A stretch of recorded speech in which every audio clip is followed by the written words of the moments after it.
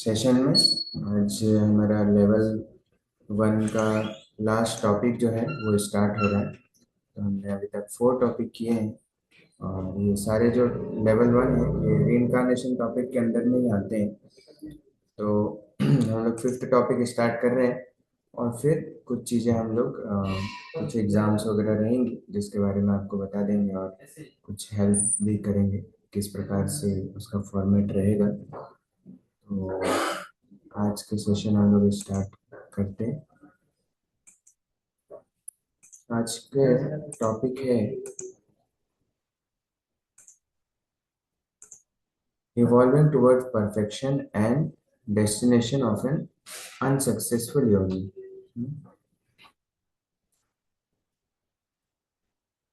तो evolving toward perfection and destination of an unsuccessful yogi क्या मतलब है?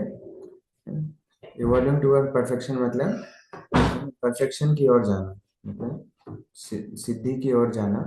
और जैसे कोई व्यक्ति भक्ति कर रहे हैं और भक्ति करते हुए है ना कोई सब हो सकता है इस दिन सफल नहीं हो पाए, तो उनका क्या डेस्टिनेशन रहता है ना, क्या उन्होंने जितनी भक्ति की थी सब बेकार है अगर इस जन्म में भगवत धाम नहीं जा पाए। तो इससे रिलेटेड कुछ चर्चा है इसमें। ठीक है, तो ये ऑलरेडी आप लोग जानते हैं और आप में से कुछ लोगों को श्लोका बुक भी मिल गई होगी। श्लोका बुक किन किन को मिल गई है?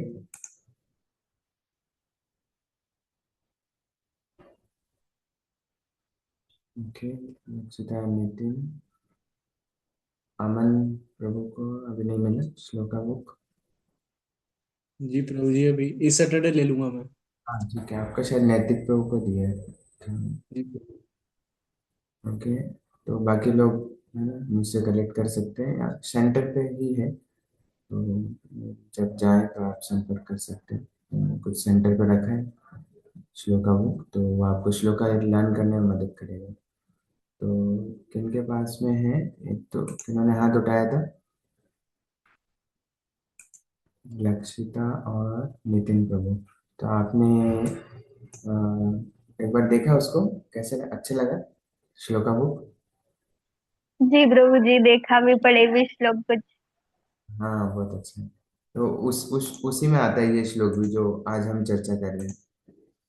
चर्चा इन द सेंस जो आया, तो इस प्रकार से हम समझ सकते हैं कि उसमें जो भी श्लोक दिए हैं बहुत ही इंपॉर्टेंट श्लोक हैं, है ना। तो मैंने भी ये श्लोका बुक से ही याद किया था।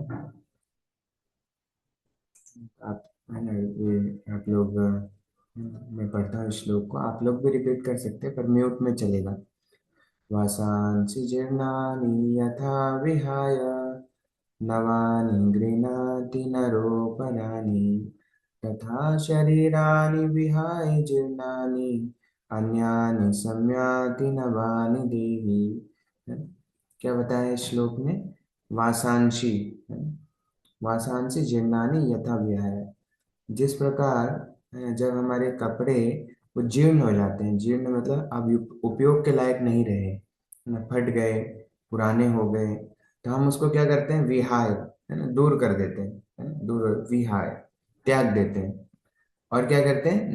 नवानी गृणाति नरोपरानी, और फिर नए कपड़े को धारण कर लेते हैं, है ना, नए कपड़ों को धारण कर लेते हैं। तथा शरीरानि विहाय जीर्णानि, उसी प्रकार, श्रील प्रभुपाद भगवान कृष्ण यहाँ पर बता रहे हैं, तथा शरीरानि विहाय जीर्णानि, उसी प्रकार जब ये शरीर है ना जीर्ण हो जाता है, जीर्ण हो जाता है मतलब है ना ये भी पुराना हो जाता है, या है ना जैसे कपड़े फट जाते हैं वैसे ही शरीर भी, है ना, जब उसके कुछ ऑर्गन काम नहीं कर रहे या अभी इस स्थिति में नहीं है कि वो और आगे बढ़े, है ना, तो अन्यानि संयाति नवानि देहि, उसी प्रकार जो आत्मा है वो इस शरीर को फिर त्याग कर दूसरा शरीर, नया शरीर धारण कर लेती है।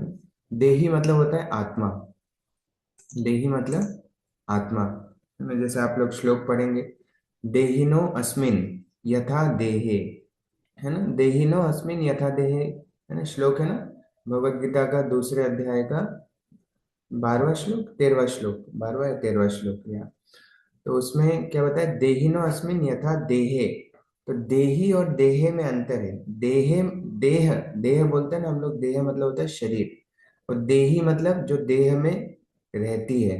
तो कौन रहती है? आत्मा, है ना। अन्यानि संयाति नवानि देही, तो वो नए शरीर को धारण कर लेती है ना? तो इस प्रकार से, है ना, जैसे, है ना, कुछ भी किसी के साथ, मतलब जैसे ऐसे तो शरीर तो बूढ़ा होता ही है, फिर जब उपयोग के लायक नहीं रहता तो आत्मा उसको छोड़ देती है। वैसे ही अनफॉर्चुनेट इंसिडेंट में कभी शरीर कब इस प्रकार से काम करने लायक नहीं रहता, तब भी आत्मा उसको छोड़ के, है ना, नया शरीर धारण कर लेती है। तो ये प्रोसेस ऑलरेडी चलती रहती है ना, नया शरीर धारण करने की, जब पुराना शरीर काम का नहीं रहता है ना। अभी काम का नहीं है उस शरीर, तो फिर आत्मा अभी क्या करेंगे उसमें, तो वो फिर नया शरीर धारण करती है। ठीक है, ये रियलाइजेशन का भी पार्ट है, इसमें हम लोग कभी कभी इसके बारे में सोच सकते हैं। ओके, मटेरियल बॉडी क्या है? Changing dress for the soul, है ना। तो इसलिए हमें, है ना, समझना है कि हम ये, है ना, केवल, है ना, शरीर नहीं है, हम आत्मा है। और कैसे शरीर एक यंत्र की तरह है। यंत्र मतलब मशीन की तरह है, और इस मशीन को हम अच्छे से उपयोग कर सकते हैं, है ना, अच्छे से उपयोग कर सकते हैं सही जगह जाने में। जैसे कार है, तो कार से आप, है ना, सही उपयोग कर सकते हैं कार का, अच्छी जगह जाने के लिए, आपके डेस्टिनेशन पे जाने के लिए। तो वैसे ही शरीर का सही इस्तेमाल कर सकते हैं आप उसको भक्ति में लगा के, क्योंकि आत्मा को भक्ति में लगना है, उसका नेचर यही है। तो शरीर भी जब भक्ति में लगता है तो वो भी उसके साथ साथ में आत्मा का नेचर या आध्यात्मिक रूप धारण कर लेता है। तो रीइंकारनेशन इंटरनल एंड एक्सटर्नल, है ना। क्या मतलब है? तो आप लोगों ने में से कितनों ने अपनी पुरानी बचपन की फोटो देखी है? छोटी फोटो रखी होगी ना, सभी के पास में होगी छोटी फोटो। अभी कोई नया व्यक्ति देखेंगे तो क्या पहचान पाएंगे कि ये किन की वो क्या पूछेगा, बोले ये किन की फोटो है ना, ये किन की फोटो है, राइट ना।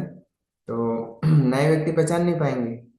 तो सोचिए, है ना, अभी पहले भी आप वही थे, अभी भी आप वही हैं, है ना, पहले भी आपका आप वही थे, अभी भी आप वही हैं, पर पहले जो आप थे उसको अभी कोई पहचान नहीं पा रहा, है ना। अभी आप जो है, मतलब अभी आपको देख के कोई पिछला फोटो पहचान नहीं पा रहा, मतलब क्या, पूरा आपका दिखने का पूरा चेंज हो गया है ना। पहले आप इतने छोटे से थे, अभी शरीर इतना बड़ा हो गया, और उसके साथ में ना चेहरा भी बदल जाता है।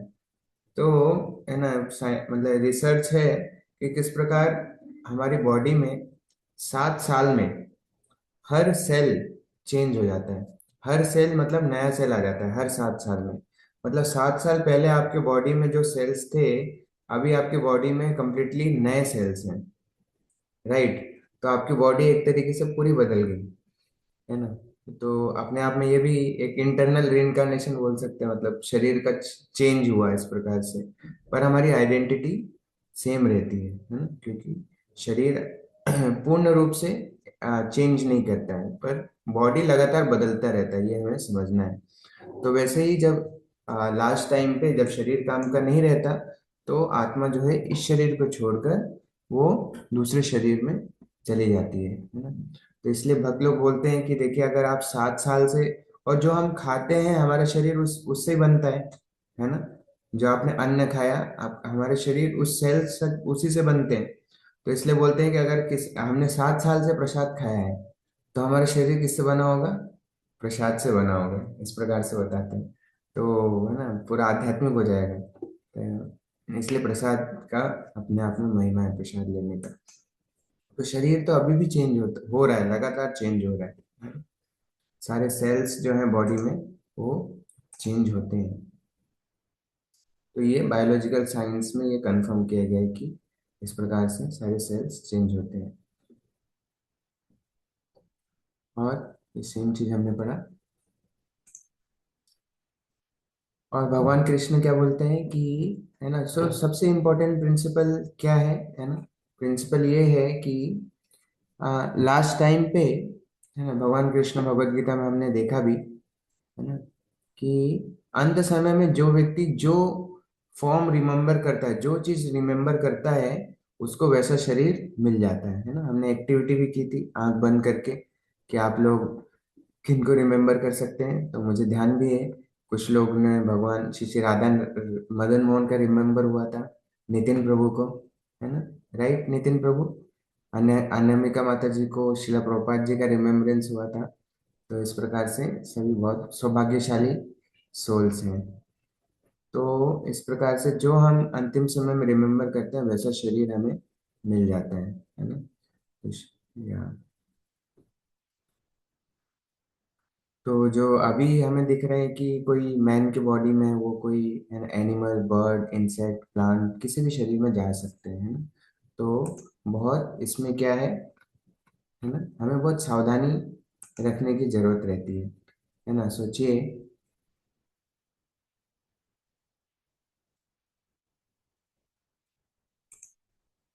आप सोचिए, है ना, अभी आपको लग रहा होगा, देखिए कि ये देखो ये भी तो ये सब साथ में ही है ना। जैसे एक सभी ये भी तो यहीं पर है, ये मेरे मित्र हैं, ये भी तो यहीं पर ही हैं।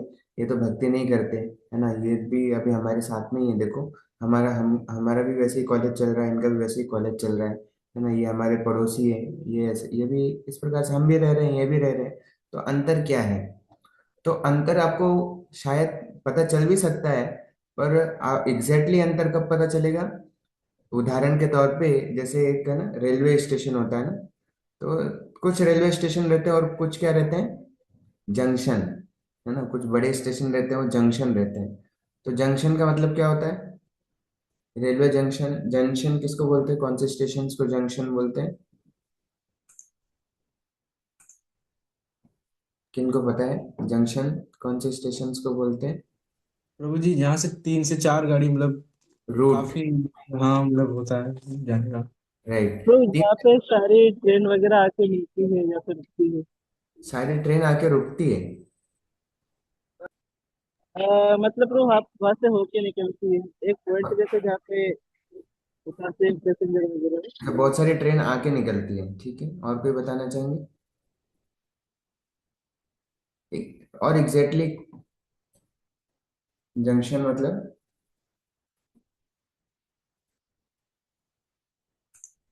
इंग्लिश वर्ड जंक्शन का मतलब पता है? आपने पढ़ा हो शायद, अभी पढ़ा नहीं शायद, 11th 12th में आता है जंक्शन। प्रभु जी, जहाँ कहीं रास्ते मिलते हैं, मतलब जहाँ बहुत सारे रास्ते मिलते हैं उन्हें भी जंक्शन कहते हैं ना।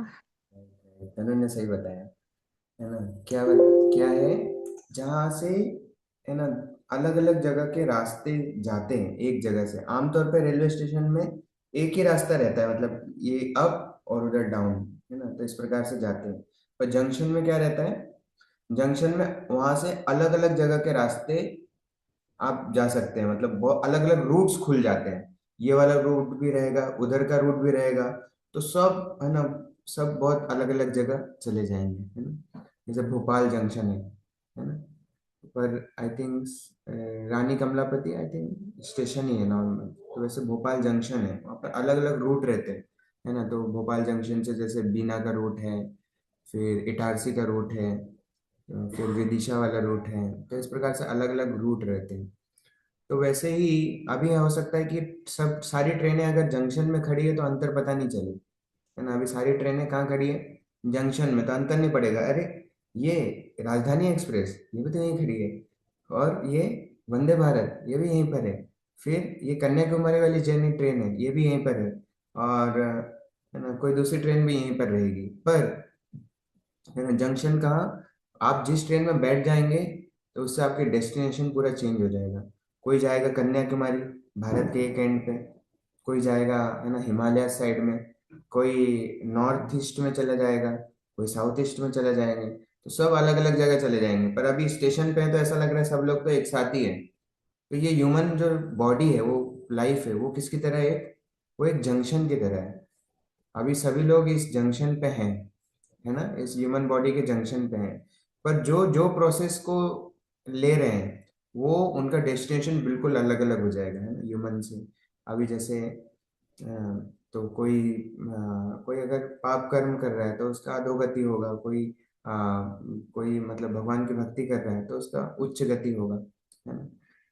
तो इस प्रकार से ह्यूमन लाइफ एक जंक्शन की तरह है ना। तो अभी भले ही लग सकता है कि सब लोग तो एक साथ हैं, पर है ना डेस्टिनेशन सबका बहुत अलग अलग जाएगा।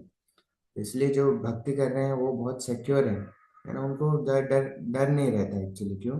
भगवान की कृपा बनी रहती है एक्चुअली। और उनके क्या सोच में रहता है कि हम भगवान हमारा ध्यान ऑलरेडी रखेंगे, है ना।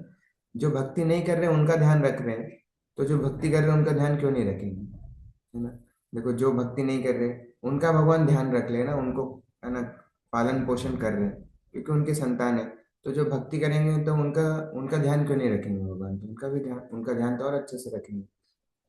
तो इसीलिए हमें हमें अभी जंक्शन पे हैं, तो ऐसा नहीं सोचना चाहिए यार यार मैं तो भक्ति कर रहा हूँ पर ये देखो ये लोग तो एंजॉय कर रहे हैं इस प्रकार से, या जो भी एक्टिविटीज कर रहे हैं। तो ये जंक्शन की तरह है ना। आपको जब ये शरीर छोड़ेंगे तो उनका डेस्टिनेशन बिल्कुल अलग हो जाएगा, और जो भगवान के भक्त है उनका डेस्टिनेशन बहुत अलग हो जाएगा। इसमें कोई डाउट नहीं है ना। हरे कृष्ण। तो या ये बहुत तो ये वाला भी थोड़ा सा फिलोसॉफिकल इसमें कुछ पोर्शन है ना। तो ये लास्ट है जो थोड़ा फिलोसॉफिकल रहेगा। इसके बाद से सारे सेशन उतना फिलोसॉफिकल नहीं है। लेवल 2 से वो बहुत प्रैक्टिकल है, डेली लाइफ टू लाइफ। पर ये भी बहुत ज़रूरी है ना। जैसे अभी मैं लास्ट टाइम जब आस्था आ रहा था तो बस में ट्रेवल कर रहा था। तो बस में एक स्टूडेंट आके बैठे मेरे पास में। तो ऑलरेडी वो है ना कुछ दर्शन वगैरह पढ़ रहे थे, कुछ संस्कृत कॉलेज से थे। तो संस्कृत कॉलेज से थे वो, कुछ दर्शन पढ़ रहे थे। उनका नाम मोहित था एक्चुअली, वो आस्था से ही है। और आस्था से ही है एक्चुअली वो। तो जैन में ही उनका शायद संस्कृत कॉलेज है। तो है ना वो एक्चुअली बहुत ही मतलब वो थोड़ा श्रद्धालु थे, पर उनको कुछ कुछ इस प्रकार से डाउट थे। तो इन्होंने सबसे पहले मुझसे यही पूछा एक्चुअली, आई थिंक बायोलॉजी के स्टूडेंट थे शायद। तो उन्होंने मुझसे ये इसी के बारे में पूछा एक्चुअली। मतलब देखिए, हम तो विश्वास करते हैं, पर ये जो बायोलॉजी में पढ़ते हैं डार्विन थ्योरी और यूनिसेल्युलर टू मल्टीसेल्युलर, है ना, कि इस प्रकार से इवोल्यूशन, कंटिन्यूअस इवोल्यूशन चल रहा है, सर्वाइवल ऑफ द फिटेस्ट, है ना। तो ये चीज़ें हम कैसे समझें। तो एक्चुअली उनका डाउट था कि उसकी वजह से उनको बहुत सारे डाउट्स थे एक्चुअली। तो जब हमने उनको उनके तरीके से बताया, साइंस के तौर पे डार्विन थ्योरी के बारे में बताया, यूनिसेल्युलर मल्टीसेल्युलर थ्योरी बताया, है ना, कि आखिर वो थ्योरी बोलती क्या है और कैसे उसमें लिमिटेशंस हैं, क्या उसकी मतलब सीमितताएं हैं, और कैसे हमारा जो आध्यात्मिक ज्ञान है वो उससे भी ऊपर का ज्ञान देता है। तो जब इस प्रकार से बताया तो उनका बहुत ही उत्साह बढ़ गया, और वो बोले कि इतने अच्छे से समझा जा सकता है क्या, है ना। तो इसलिए है ना, सबसे पहले अगर आप अभी आप शायद है ना यहाँ पर रहते हैं, पर जैसे ही आप थोड़ा बड़े बड़े कुछ जगह जाएंगे या प्रचार करेंगे, तो आपके सामने इसी प्रकार से चैलेंजिंग क्वेश्चंस आएंगे, है ना। है ना, जैसे इवन है ना जो है ना जो है ना आपके बच्चे हैं, क्योंकि वो स्कूल में ये चीज़ पढ़ेंगे। तो जब वो पढ़ेंगे तो आपसे प्रश्न पूछेंगे, है ना। तो अगर आप उसको समझा नहीं पाए तो फिर उनको हो सकता है लगे कि है ना हम लोग जो हमारे पास में सही एक्सप्लेनेशन नहीं है, और जो साइंस है इस प्रकार से वही ये जो बता रहे हैं वही सही है। तो इसलिए हमें जानना जरूरी है ना। तो प्रश्न क्या है, did we evolve from branches to benches, है ना। ब्रांच मतलब इलेक्ट्रिकल ब्रांच, मैकेनिकल ब्रांच, ये पूछ रहे क्या आप बता रहे, ब्रांचेस टू बेंचेस। शाखाएं। हाँ, शाखा है। कौन सी शाखा के बारे में बात कर रहे हैं? बताया नहीं हो पर ऐसे ही पूछ रहा हूँ।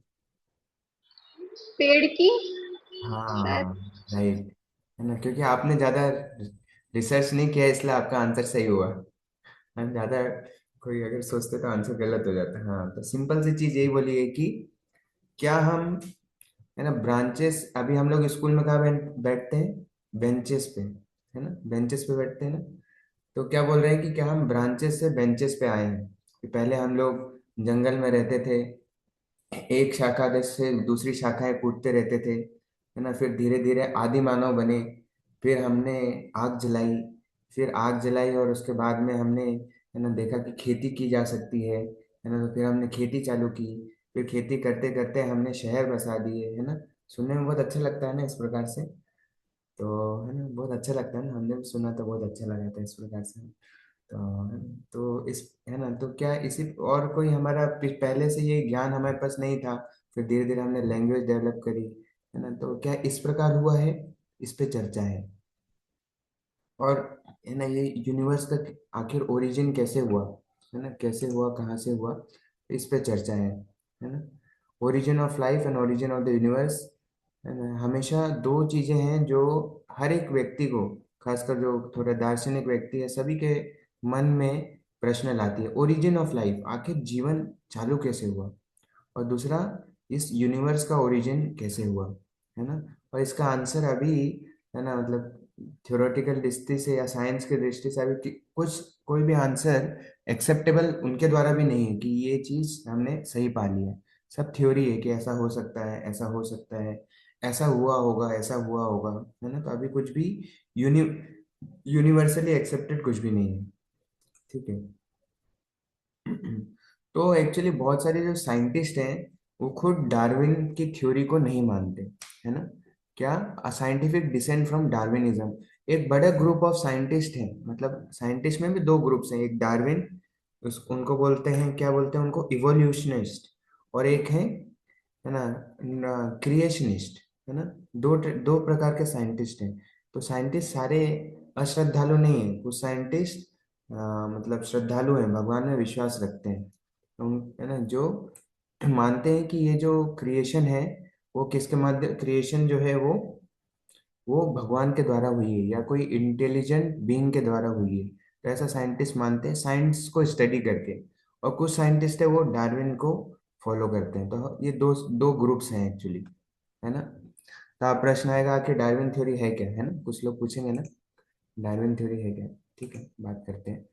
जे पहले इसको पढ़ते क्या है। James M Tour is a professor from Rice University in Houston Texas USA and an American synthetic organic chemist specialising in nanotechnology, है ना। Here given below is video link for establish that life can come only from life and not from chemicals. तो यहाँ जो scientist हैं उन्होंने science के द्वारा ही समझाया है, इनको हमारे वैदिक का ज्ञान नहीं है एक्चुअली, पर इन्होंने साइंस के माध्यम से बताया कि जैसे जो किस प्रकार जीवन है वो केमिकल से नहीं आ सकता, है ना, कैसे आ सकता है, वो जीवन जो है वो जीवन से ही आता है। इसलिए प्रभुपाद जी की एक पुस्तक है ना, आप लोग पढ़ सकते हैं, आपको हेल्प करेगी, है ना, कभी भी किसी चीज की, बहुत सुंदर पुस्तक है, लाइफ कम्स फ्रॉम लाइफ, या फिर हिंदी में जीवन का स्रोत जीवन। मीडियम छोटी सी पुस्तक है, ज्यादा बड़ी नहीं, जीवन का स्रोत जीवन। तो उसमें प्रभुपाद जी के जो साइंटिस्ट डिसाइपल्स थे, भक्ति स्वरूप दामोदर गोस्वामी, उनके साथ में उनका कन्वर्सेशन, और शिला प्रभुपाद जी ने इसके बारे में जो बताया, तो वो है। तो शिला प्रभुपाद जी ऐसे ऐसे एनालॉजी देते थे कि अच्छे अच्छे साइंटिस्ट भी उनको उनके सामने फेल हो जाते थे, उनके लॉजिक के सामने।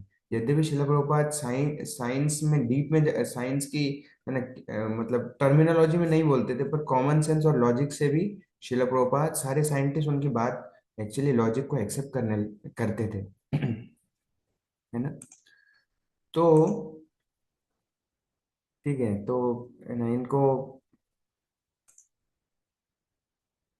ठीक है, तो ये इनको बहुत सारे अवार्ड भी मिले, है ना। National academy inventors 2015, 50 most influential scientist in the world today, है ना, इसका भी अवार्ड मिला। 50 सबसे इन्फ्लुएंशियल साइंटिस्ट, है ना, scientist of the year by R&D magazine, और बहुत सारे इस प्रकार से उन्होंने अवार्ड जीते हैं कि जीवन कहाँ से आता है, जीवन से ही आता है ना।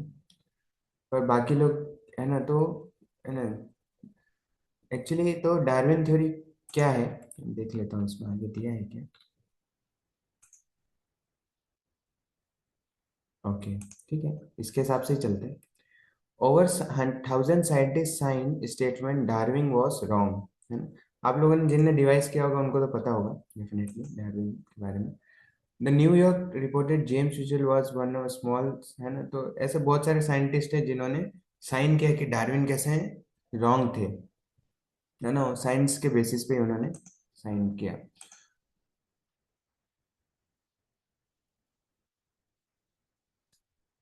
राइट, है ना। तो डार्विन थ्योरी क्या है, कोई कुछ बताना चाहेगा।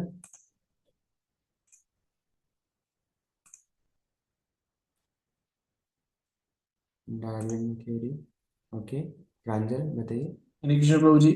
हरे कृष्ण।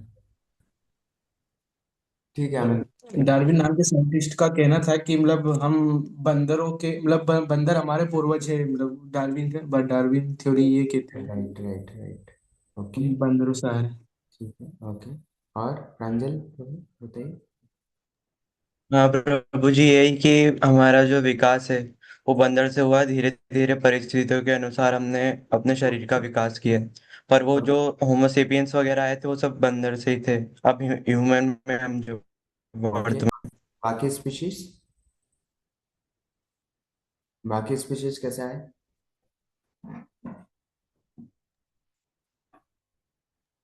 बाकी स्पीशीज। यही उनका कंट्रोवर्सी है।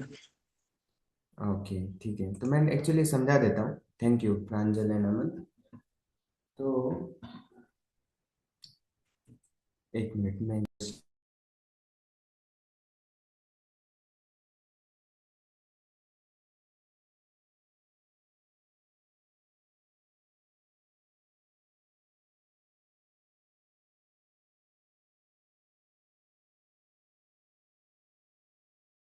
या तो देखिए, अभी मैं आपको बताया, अभी हम थोड़ा सा चर्चा करते हैं। तो एक्चुअली डार्विन ने क्या बताया कि सारे स्पीशीज कैसे आए हैं, तो उसका उन्होंने आंसर दिया। उन्होंने क्या दिया? सर्वाइवल ऑफ द फिटेस्ट, है ना। जो सबसे फिट है, वो जो स्पीशीज है वो एग्जिस्ट कर गए। और जो नेचर के अराउंड जो अपने आप को चेंज नहीं कर पाए, वो एग्जिस्ट नहीं कर पाए, है ना। जैसे अ, उदाहरण के तौर पे, मतलब जैसे उन्होंने बताया कि जैसे पहले पानी में जीव रहते थे, पानी के अंदर जीव रहते थे ना सबसे पहले। तो पानी से फिर वो कहाँ पर आए? जमीन पे आए। पानी से फिर धीरे धीरे तैरने वाले जीव थे सबसे पहले। फिर वहां से कौन बने? वो टेरेस्ट्रियल, टेरेस्ट्रियल बने, रेंगने वाले, है ना। जैसे है ना स्नेक, रेप्टाइल्स, है ना। इस प्रकार से पानी से रेप्टाइल्स, पहले रेप्टाइल्स एग्जिस्ट नहीं करते थे, ऐसा उनका मानना है कि पहले पानी, सबसे पहले पानी के जीव थे, फिर रेप्टाइल्स आए। फिर रेप्टाइल से कौन आए? रेप्टाइल से धीरे धीरे चार पैर वाले जानवर आ गए, मैमल्स, है ना। मैमल्स, चार पैर वाले आ गए। फिर वहां से कौन आए? दो पैर वाले। तो इस प्रकार से उनका कहना था कि धीरे धीरे शरीर इवॉल्व हुआ, है ना। ऐसा डार्विन का कहना था। पर अभी पानी में सबसे पहले स्पीशीज कैसे आए, इसका उनके पास आंसर नहीं था। समझ में आ रहा है? ज्यादा फिलोसॉफिकल तो नहीं हो गया? फिर भी थोड़ा सा, है ना, मतलब थोड़ा फिलोसफिकल होगा, पर फिर भी आपको थोड़ा सा जानना जानना जानने का प्रयास कीजिएगा, क्योंकि है ना ये बहुत इस प्रकार से चर्च अच्छा है, एक बार के लिए जानकारी होनी चाहिए, है ना, एटलीस्ट एक बार जानना चाहिए। तो पानी में सबसे पहले आखिर स्पीशीज कहाँ से आए? पानी में जो रहते हैं, है ना, मछली मान लीजिए, वो लोग कहाँ से आए, है ना। तो उसका आंसर उनके पास में नहीं था। उन्होंने बोला ये मुझे नहीं पता कि आखिर सबसे पहला जीव कहाँ से आया, वो मुझे नहीं पता, पानी में कहाँ से आया, है ना। जैसे अभी ह्यूमन बोलेंगे तो वो फोर फोर लेग से आए, फिर टू लेग मतलब बंदरों से आए, फिर टू लेग, फोर लेग, फिर इस प्रकार से ज्यादा लेग, फिर पानी में रहने वाले। तो पानी वाले कैसे आए वो उनको नहीं पता, आखिर लाइफ कहाँ से स्टार्ट हुआ। तो उसके लिए और तीन चार थ्योरी है। क्या क्या थ्योरी है ना। एक थ्योरी है कि, है ना, दूसरे ग्रह से आए जीव इस ग्रह पे, है ना। तो इस दूसरे ग्रह से इस ग्रह पे जीव आए, एक थ्योरी है। दूसरा फिर कहना है कि मतलब यहाँ पर लाइफ कैसे आया, है ना। फिर दूसरे का कहना है कि, है ना, एक बार अमीनो एसिड बने।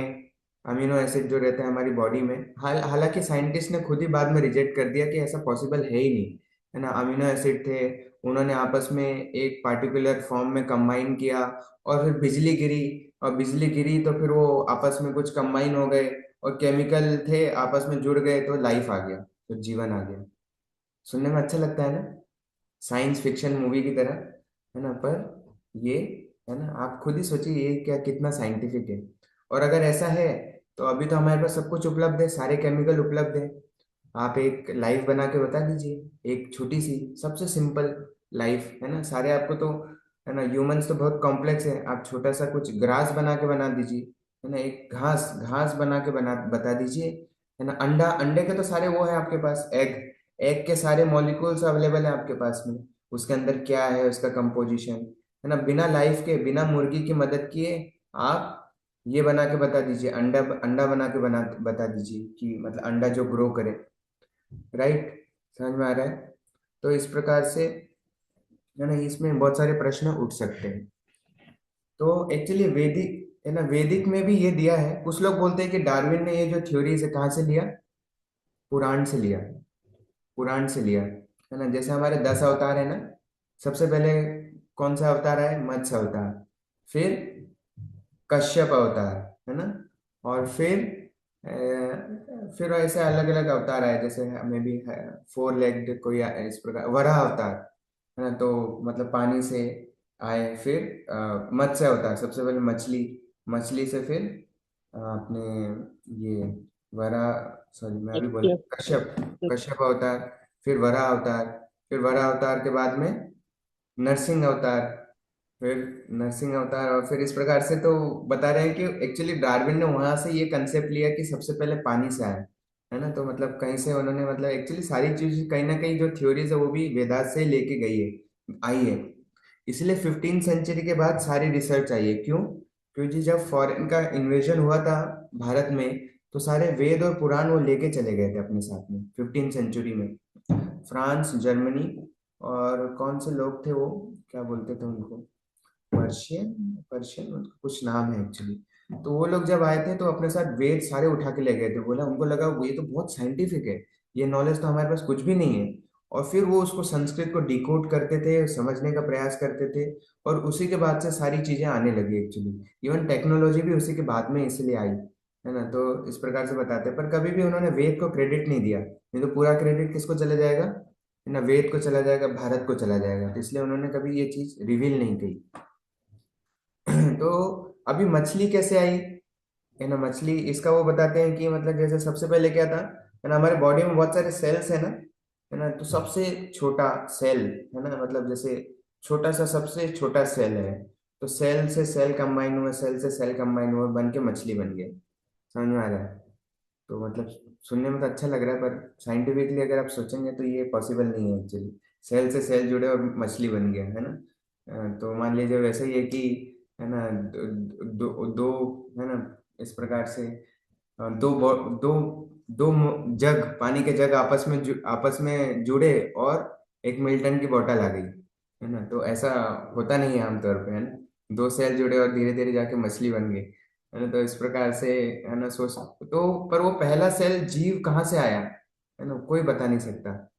तो ये कौन सी थ्योरी है? ऐसे ये कुछ साइंटिस्ट का ग्रुप है, वो इनको फॉलो करते हैं, डार्विन को। ये कौन सी थ्योरी है? ये इवोल्यूशनिस्ट थ्योरी है, इवोल्यूशन, कि धीरे धीरे इवोल्यूशन हुआ है ना।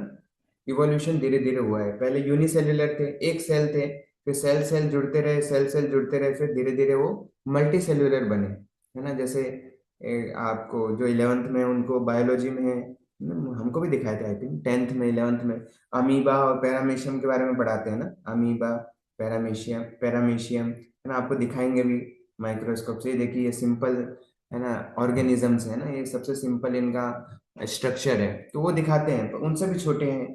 तो आखिर वो तो दिखा देंगे कि ये देखिए आपस में इनके माध्यम से, है ना, ये बने। पर वो पहला आया कैसे, उसके बारे में नहीं बता पाते। और इसका कोई प्रूफ नहीं है कि आपस में सेल्स जुड़ के, है ना, वो मल्टी सेल्युलर बींग्स को उन्होंने बनाया, है कि सेल से सेल जुड़ गए और मल्टी सेल्युलर प्राणी लोग आ गए। इसका कोई प्रूफ भी नहीं है ना। ये एक बात हुई। दूसरी बात, है ना, उनका जैसे कहना है कि मान लीजिए, है ना, जैसे अलग अलग वो है, शायद इसमें भी आएगा, आपने डिवाइस में भी पढ़ा होगा, कि कैसे अलग अलग स्पीशीज बनी।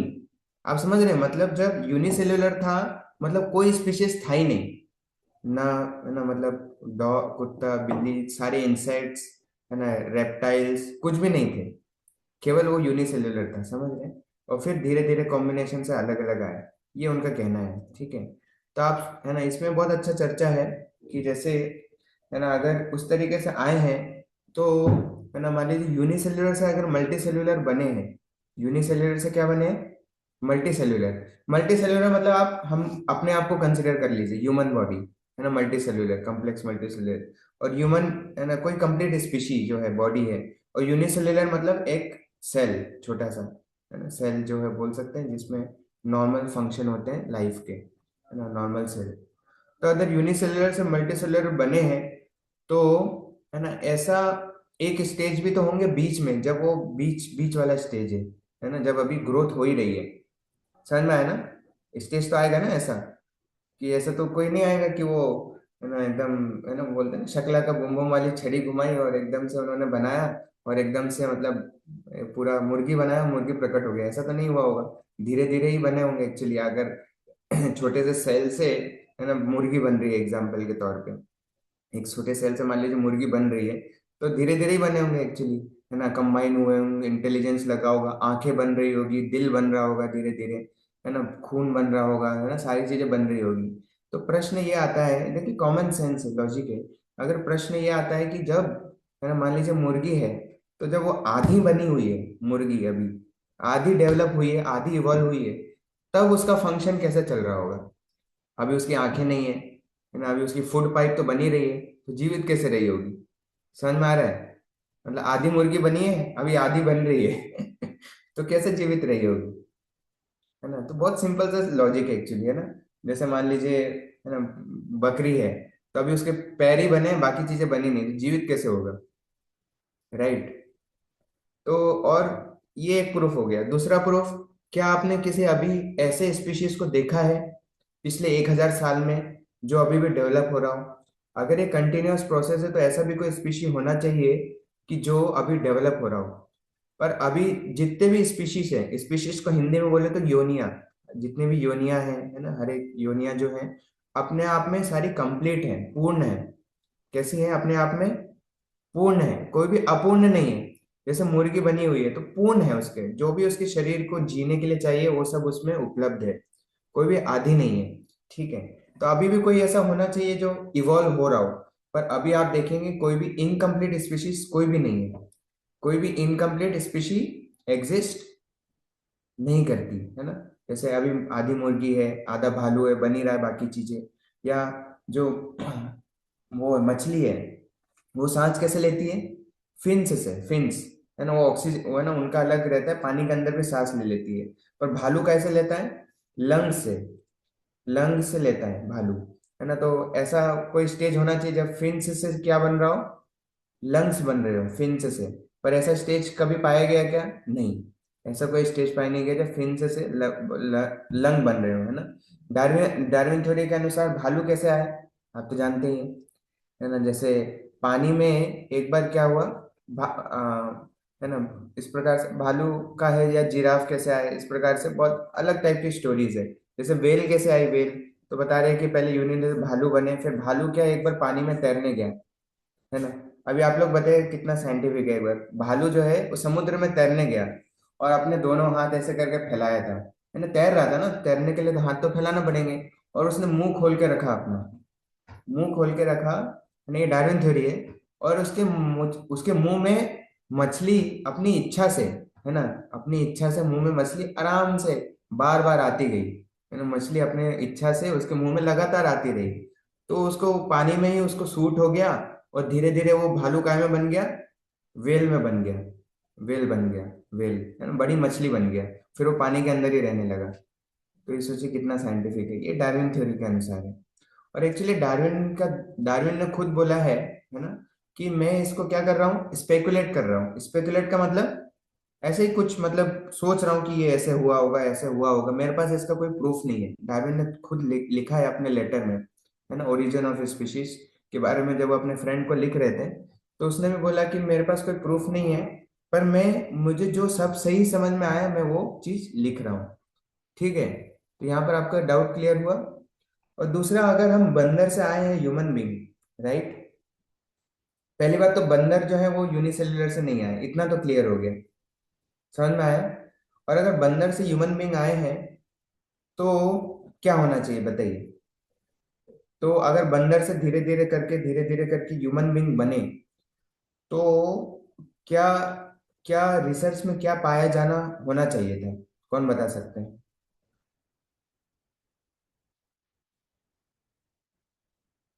रिसर्च में क्या मिलना चाहिए था? कौन बता सकते हैं? पूंछ। पूंछ। ओके, ठीक है। हाँ, ओके। और बताइए। ठीक है, मैं बता। तो एक्चुअली मान लीजिए अगर बंदर से ह्यूमन बीइंग मिले होते तो बीच में बहुत सारे स्टेजेस मिलने चाहिए थे जिसमें आधा बंदर और आधा कैसे हो, मानव हो। ऐसे शरीर मिलने चाहिए ना, अगर आधे बंदर और आधे क्या है, मानव है। ऐसे स्टेज मिलने चाहिए, राइट। तो पर साइंटिस्ट ने रिसर्च करी, खूब खुदाई करी इस प्रकार से, तब भी उनको क्या नहीं मिले, इसके प्रूफ्स नहीं मिले कि आधा बंदर और आधा मानव। इसके प्रूफ्स नहीं मिले एक्चुअली। तो भाई अभी उनको तो प्रूफ करना था, प्रूफ करना था यार, कैसे हमने थ्योरी बनाई है ना। मान लीजिए आपने कुछ, है ना, मतलब कोई, है ना, मान लीजिए कुछ सब्जी पकाई है ना, या स्वीट बनाया है, तो आप सोचेंगे यार लोग थोड़ा उसको एक्सेप्ट करें, है ना, मतलब लोग उसको खाए, थोड़ा तारीफ करें इस प्रकार से, है ना, मैंने इतने अच्छे से बनाई, इतनी मेहनत से बनाई, है ना, मैंने बनाई। तो इस प्रकार से आप तो सोचेंगे इस प्रकार से। तो वैसे साइंटिस्ट के, उन्होंने एक सब, है ना, सब्जी कुक करी थ्योरी, है ना, कुक करी थ्योरी, कि अपने से उन्होंने एक थ्योरी बनाई आंसर देने के लिए। तो वो भी चाहते हैं भाई अब इसका कुछ प्रूफ मिले, लोग स्वीकार करें इसको, इसके लिए कुछ प्रूफ मिले। पर उन्होंने खूब प्रयास किए पर इसका प्रूफ नहीं मिले, इसके प्रूफ नहीं मिले एक्चुअली, है ना। गिनती चिन फिर क्या हुआ, इसके प्रूफ डार्विन के बहुत टाइम तक इसके प्रूफ मिले ही नहीं। डार्विन जब तक थे तब तक इसके प्रूफ कुछ मिले नहीं। फिर बाद में जो साइंटिस्ट जो डार्विन को फॉलो करते थे, अभी एथिस्ट साइंटिस्ट, उनको कुछ तो चाहिए, कुछ तो चाहिए ना उनको प्रूफ करने के लिए कि मतलब कैसे भगवान नहीं है इस प्रकार से, या फिर स्पीशीज कैसे आई, तो उनको कुछ तो चाहिए। तो फिर भी तो किसी थ्योरी में तो अटैच रहना है, जब तक कोई और थ्योरी नहीं आ जाती तब तक तो इसमें अटैच रहना है उनको। तो फिर उन्होंने काम जारी रखा इस प्रकार से। तो बोला कि एक प्रूफ मिल गया हमको, है ना, नेंडरथल्स, आई थिंक 1859 में समथिंग ऐसा कुछ मिला। आप लोग भी, है ना, उसके बारे में पढ़ सकते हैं, है ना, नेंडरथल। और इस प्रकार से दो तीन अलग अलग टाइम पे मिले। तो इसको लंदन में रख दिया, म्यूजियम में। ये देखो, हमको प्रूफ मिल गया, आधा बंदर और आधे मानव, इनका जो शरीर है, चेहरा, वो कैसा है ना, आदि मानव जैसा है। मतलब ह्यूमन का थोड़ा गोल रहता है, आदि मानव का थोड़ा इस प्रकार से रहता है ना, लंबा सा। तो इस प्रकार से उन्होंने बोला चिंपांजी टाइप का, समझ सकते हैं आप। तो बोला कि अभी हमको प्रूफ मिल गया, ये आधा बंदर और आधा मानव जैसा चेहरा है इनका। तो उसको बहुत टाइम तक लोग मानते रहे। फिर क्या हुआ, 1950s में रिसर्च हुआ, कि उस पर और रिसर्च हुआ, तो बाद में क्या पता चला कि एक्चुअली वो ह्यूमन का स्कल था। ह्यूमन स्कल किसका था, ह्यूमन का था। और नीचे उन्होंने काय को जोड़ दिया, उसको आधा काट के, जो पिग रहता है ना, पिग, है ना, आधा बोन उसका जोड़ दिया, उन्होंने पिग का बोन जोड़ दिया। तो फिर क्या बताया कि वो, है ना, पिग का बोन जोड़ दिया ताकि फिर वो कैसा लगे, आदि मानव जैसा लगे। तो इसलिए इसका, है ना, तो वो बाद में रिजेक्ट हुआ। और फिर जब ये रिसर्च आया, तो उसके बाद और जो पांच छह मिले थे, सब पे रिसर्च हुआ, मतलब सब पे रिसर्च हुआ, एक के बाद एक सभी फेल होते गए, एक के बाद एक सभी फेल होते गए एक्चुअली सारे। किसी में क्या उन्होंने पेंट किया, कुछ एबेरेशिव किया, तो ऐसे अलग अलग उन्होंने, एक में तो फाइल किया, है ना, जॉ, है ना, घिस घिस के उसको उस तरीके से बनाने का प्रयास किया। तो चीटिंग केवल हम लोग एग्जाम में नहीं करते हैं, है ना, पढ़े लिखे लोग, साइंटिस्ट लोग भी करते हैं कहीं पे भी, है ना, केवल एग्जाम में बच्चे लोग चीटिंग नहीं करते, वहां पर भी चीटिंग होती है ना।